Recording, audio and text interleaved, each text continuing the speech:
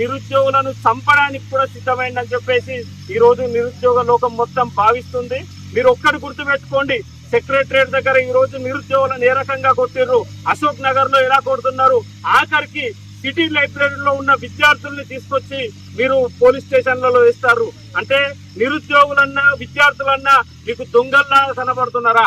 మీకు ఎలా కనబడుతున్నారు? మిమ్మల్ని నమ్మి మీకు ఓటేసినందుకు ఈ రోజు మా చెవులో పువ్వు పెట్టారు. మీరు మా చెవులో పువ్వు పెట్టి మీరు ముఖ్యమంత్రి అయ్యారు.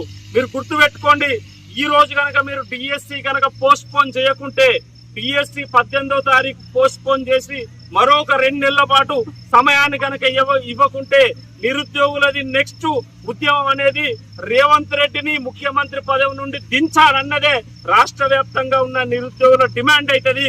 గుర్తు పెట్టుకోండి రేవంత్ రెడ్డి గారు, ఖచ్చితంగా చెప్తున్నాం.